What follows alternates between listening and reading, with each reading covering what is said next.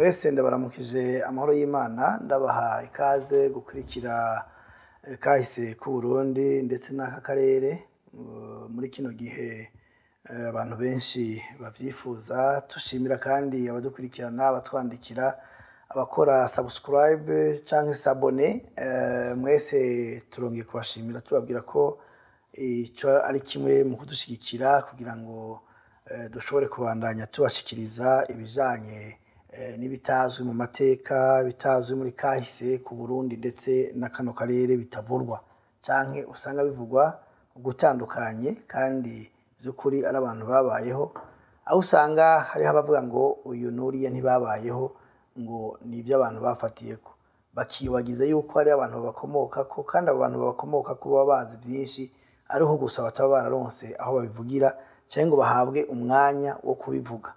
Nkaba rero nongeye kandi kubashimira. Uyu munsi nagomba kubabwira ibijanye n'inkomoko y'ubwami cyane cyane abami batashoboye kumenyekana bakomokwako na Karemera canke Ndarushatsi Cambaranama n'abandi bami bose bakurikiye bo mu Burundi. Nagira ngo ndababwire ko ubwami bw'u Burundi bukomoka kuwitwa Sherezo Nkuba akaba yari umwami wo mu Buganda bw'uno munsi. Hanyuma uyo Sherezo Nkuba nawe akaba yakomoka mu gice ca Ethiopia aco bita mu muryango bita Abagara. Abagara ni bamwe mu borozi b'inka n'uyu munsi bariho uravye hakikujwe na kapitali ya Addis Abeba y'uno munsi muri Ethiopia aho umuryango yakomokamwo n'uyu. Hanyuma rero uyo Sherezo Nkuba i Bugande yarahabaye ariko ico tutazi neza canke kitazwi neza nuko tutazi ko ari Sherezo Nkuba yavuye ahari Ethiopia no munsi canke mu bwami bwa Kushe nkuko bivugwa muri kahise nuko arabo nawe akomokako. Ariko Sherezo Nkuba yarakomeye muri kiriya gice c'Ubuganda aho yabaye umwami waho. Nkaba nababwira rero yuko nko mu Banyenkore hatwagwa n'umuhungu we yitwa Kirwa, uwo nawe akaba ari yabaye umwami wa Nkore, ndetse umwuzukuru wiwe yitwa Muntu akaba nawe yabaye umwami wa Buganda. Hanyuma abo nabo Sherezo Nkuba umuhungu we Kirwa yatwara Abanyenkore, Muntu agatwara Buganda ari umwuzukuru wiwe, yagiye yaguka ku buryo ubwami bwari bugize Uganda y'uno munsi bwose bwaruhiriye kuja mu maboko y'abakomoka ko n'uwo mwami yitwa Nkuba yatanguje ubwami muri Uganda. Hanyuma rero Muntu nawe yaravyaye avyara abana benshi abo tutazi, hari abo tuzi n'abo tutazi, ariko kuba mukomoka ko hariho witwa Sabizeze na Mututsi niwo mu bahungu bamukomokako. Abo bahavuye bava mu gice c'ubwami bwa Nkore n'ubwami bwa Buganda baramanuka baza mu gihugu kibanye cy'u Rwanda c'uno munsi. Hanyuma rero abo nibo abanyaruguru canke abo bita abanyiginya bakomoka kuri abo bagabo Sabizeze na Mututsi. Yego Mututsi abamukomoka ko bitwa Bega, Abakono n'Abaha, ariko ntibivuze ngo sabanyaruguru canke ngo se abanyiginya mu Kinyarwanda kubera ko bose bava kuri Muntu wa Kirwa ca Nkuba.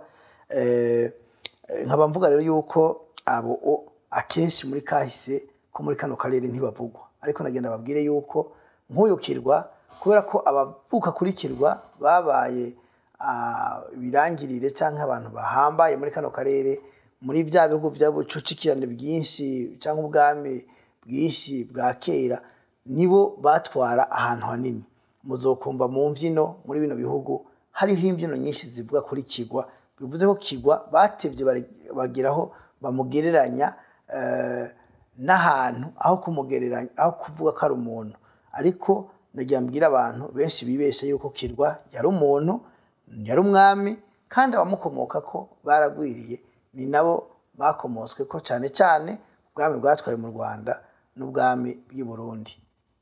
Nkaba rero nagomba kubabwira yuko kuri Sabizeze ariwe akomokwa ko na Gihanga Ngomijana. Uyo rero Sabizeze nawe abaheza bakamukomoka ko naba bakurikira. Sabizeze yabyawe na muntu, nawe acabyara Kijuru, Kijuru abyara Kobo, Kobo abyara Merano, Merano abyara Randa, Randa nawe abyara Gisa, Gisa abyara Kazira, Kazira abyara Gihanga Ngomijana, Kizira, Kizira abyara Kazi, Kazi abyara Gihanga Ngomijana, ariwe yitirirwa ko yahanze u Rwanda, kuko umugambi wo kugira igihugu kimwe mu gihugu kibanye cy'u Rwanda ari ivyiyumviro vya Gihanga. Uyo rero Gihanga yarahangamye koko nawe aravyara. Gihanga yavyaye Kanyarwanda, Kanyarwanda avyara Musindi. Mvuga bavyawe na Gihanga nibo bakurikiranye kuba bami b'u Rwanda wa Gasabo.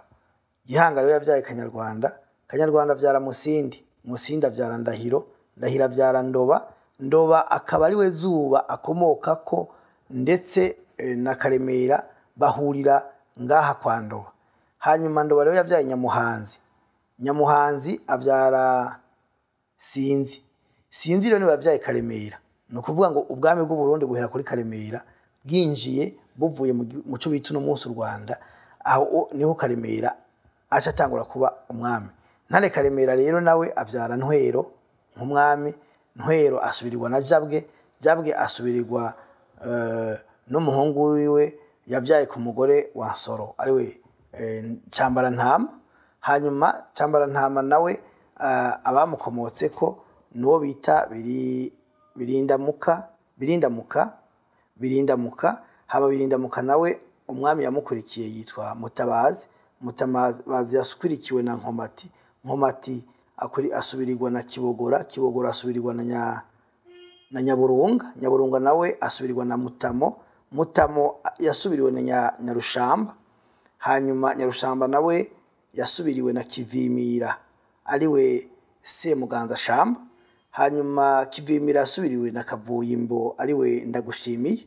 Hanyuma Kavuyimbo akurikirwa na Semutungwa, Semutungwa asubirirwa na Mbonye Burundi, Mbonye Burundi akurikirwa n'umwami yitwa Ntare Rugamba, kuko yagwaniye urugamba, agwana urugamba neza ararutsinda, yagura imbibe z'u Burundi. Uyu munsi amateka tugendera ko mu Burundi by'ukuri uvuye kuri Karemera ukaja kuri Ntarushatsi Cambarantama, umwami tubona yakoze ibidasanzwe ni Ntare Rugamba. Uyo yakoze ibidasanzwe mu gihugu cyacu cy'u Burundi. Rero abo nabami batwaye uhereye Bugande ukaza mu Rwanda ukaza ukashika mu Burundi. Abifuza kumenya ibyo bintu byose bo kwirukira kubona iki gitabo Kahise ku Burundi kanyegejwe, ndetse bakagura n'igitabo Umugera w'ikinyoma wica mu karere k'ibiyaga binini kubera kutamenyana. Iki gitabo rero Kahise ku Burundi kanyegejwe kikaba kiri mu ndimi zitatu: Ikirundi, Igifaransa n'Icongereza. Aho uri hose ku isi ibi bitabo bishobora kugushikira, ntuyigura vunika. Wandika kuri email fasca25@gmail.com. Mwese nkaba nongeye kubashimira, ndabaha ikaze, ndabatumira ngo mubandanye mugira subscribe canke s'abone kuri chaîne ya Tuvahe TV ya mbere. Tubasaba yuko intererano yanyu yo kugira s'abone ari ntasubirwamo. Murakoze, ndabashimiye naho utaha mugira ngo mwubahwe na Gahwane.